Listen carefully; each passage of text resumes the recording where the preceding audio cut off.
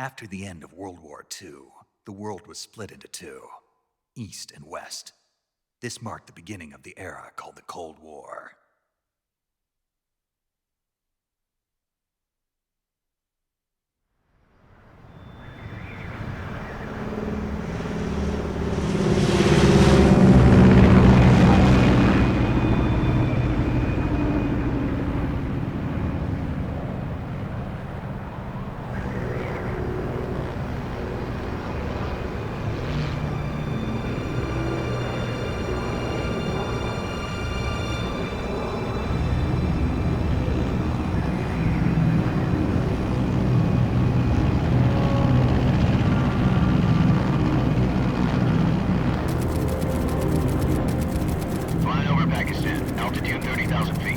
Approaching Soviet airspace. 20 minutes to drop off. Commencing internal depressurization. Equipment check. Arm main parachute. All right. You ready to go? Drop zone still showing a high pressure mass. Cav okay. Good. We've got high visibility.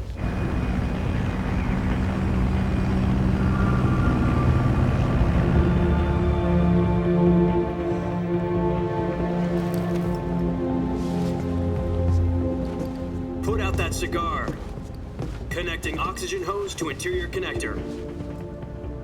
Put on your mask.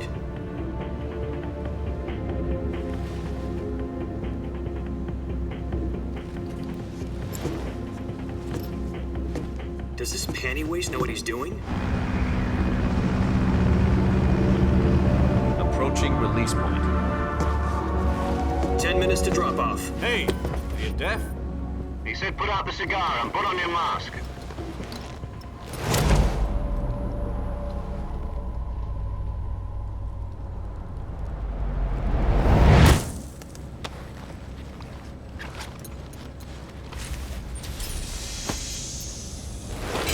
Depressurization complete.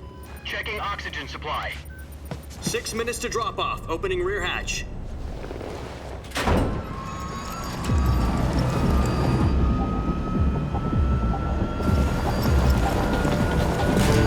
Sunrise.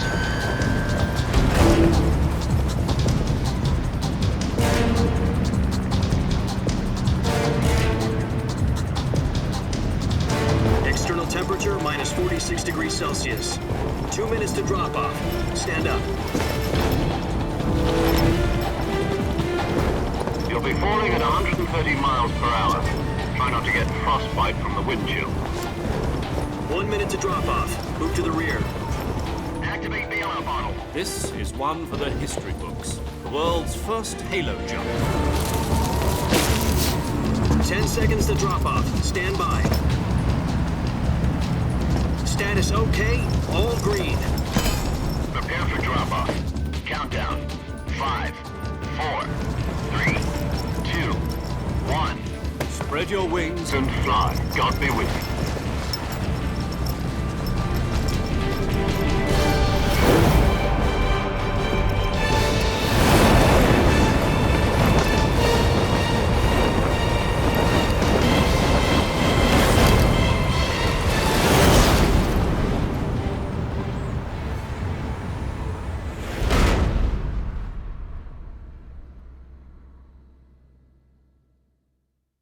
Jack, I've got some important news. The head of the CIA has finally given us the green light for the virtuous mission. Virtual mission? No, the virtuous mission. The future of our Fox unit depends on it. If it succeeds, we'll be officially organized into a unit. Virtuous mission? Sounds like some kind of initiation ritual.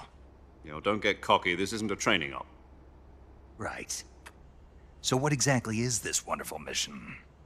Well, about 2 years ago, a certain Soviet scientist requested asylum in the West through one of our moles. His name is Nikolai Stepanovich Sokolov. He's head of the OKB-754 Design Bureau, one of the Soviets' top-secret weapon research facilities, and the East's foremost expert on weapons development. Sokolov? Isn't he that famous rocket scientist? The very same. On April the 12th, 1961, the Soviets achieved the first manned spaceflight in history. The Earth was blue, but there was no God. Well spoken. The rocket that carried Yuri Gagarin into orbit was the A-1, known as the Vostok rocket. Sokolov is said to be the man most responsible for the multi-engine cluster used in that rocket. After Gagarin's flight, Sokolov left rocket development to become the head of the newly established Design Bureau. From a lowly technician to head of a design bureau, that's quite a success story, so why'd he want to defect? It seems he'd become afraid of his own creations. Afraid? Call it a crisis of conscience. And for that, he left his country and his family behind and went over the fence? Not exactly. One of his conditions was that his family was also to be taken safely to the west. We used a mole to get the family out first and succeeded in sneaking Sokolov over the Berlin Wall shortly afterwards. I was the one who conducted the operation. The security on the eastern side was still full of holes back then. Then what? We got Sokolov over in one piece, but the whole ordeal had left him exhausted, and we checked him into a hospital in West Berlin. It took him 2 weeks and more than 600 miles to get from the research facility in the Soviet Union to Berlin. He was in no condition to say anything coherent. And it was only a week later that we had something much bigger on our hands. The Cuban Missile Crisis. October the 16th, 1962, President Kennedy received word that the Soviets were in the process of deploying intermediate-range ballistic missiles in Cuba. The President demanded that the Soviets dismantle and remove the missiles. At the same time, he announced a naval blockade to prevent further missile shipments from reaching Cuba. But the Soviets didn't back down, instead placing their armed forces on secondary alert. Soviet transport ships carrying missiles continued on course towards Cuba. US and Soviet forces went on alert for an all-out nuclear war. Frantic negotiations were conducted through the UN's Emergency Security Council and unofficial channels to end the hair-trigger standoff. Finally, on October the 28th, the Soviet Union agreed to remove its missiles from Cuba, and so the world avoided a nuclear holocaust. But in order to get the Soviets to pull their missiles out, we had to make a deal. You mean the one where the US agreed to remove its IRBMs from Turkey? No. The Jupiter IRBMs deployed in Turkey were obsolete, and we were going to get rid of them anyway. They had no strategic value whatsoever to either the US or the Russians. The Turkey deal was a ruse, a cover story that was fed to the other intelligence agencies around the world. So what did the Russians really want? Sokolov. They wanted us to return Sokolov. You mean the Soviets pulled out of Cuba just to get their hands on Sokolov? That's right. What the hell was he working on? At the time, we had no idea.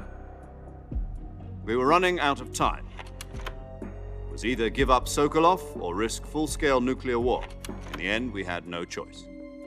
President Kennedy gave in to Khrushchev's demand. The next day, I got Sokolov out of the hospital, handing him over to agents on the eastern side. Sokolov kept on screaming, "Save me," until he disappeared from my sight. Then, a month ago, we received some new information from one of our moles. About Sokolov? Yes. He was taken back to the research facility and forced to continue working on the weapon in question under KGB supervision. What's more, it's on the verge of completion. So what kind of weapon is it? Something to do with space rockets? No, missiles. Same technology. I guess you're right. We don't know the details, but it appears to be a new kind of nuclear device. For half a year now, the Soviets have been conducting frequent nuclear tests at Semipalatinsk. Something to do with the weapon, I assume. We're talking about a secret weapon so big that Khrushchev was ready to pull out of Cuba to get it back. Is Sokolov still in the facility? No. According to our intelligence, he's in Selinoyarsk, a place in the mountains about 3 miles to the west that's known as the Virgin Cliffs. The Virgin Cliffs. Nice name for a virtuous mission. They moved him there just recently. Why? Apparently, they're conducting a field test of the weapon, but it's our best chance to get him back. This mission would never have been possible if he was still in the research facility. This is our last chance. Sokolov must have known that too when he contacted us.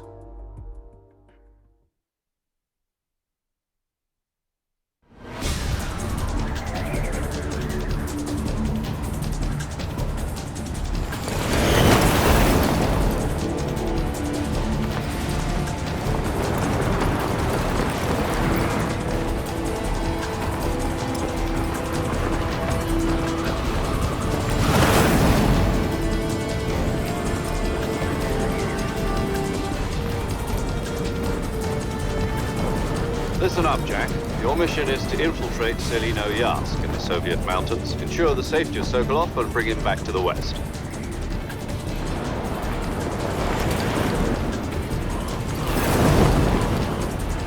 If we don't get Sokolov back before that weapon is complete, we'll be facing a major crisis.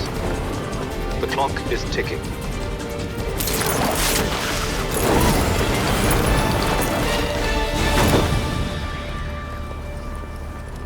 Once we've confirmed the rescue of Sokolov, stand by at the recovery point. A recovery balloon will be dropped at that point. Helium will be pumped into the balloon to inflate it. The process takes about 20 minutes. Once it's complete, the gunship's arm will latch onto the balloon and pull it up. The Fulton surface-to-air recovery system. I'm familiar with the theory. Take it easy. It's been combat proven. Do you think Sokolov is up to it? The shock will be less than during a parachute jump, and the arm can handle up to 500 pounds. So you're planning on going over the border in a single combat Talon?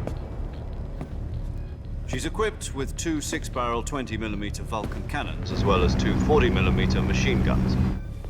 Sounds like she could hold her own against a battalion of tanks. Even with the fuel in the reserve tank, we're facing a 4-hour time limit. If all goes well, it shouldn't take more than a few hours.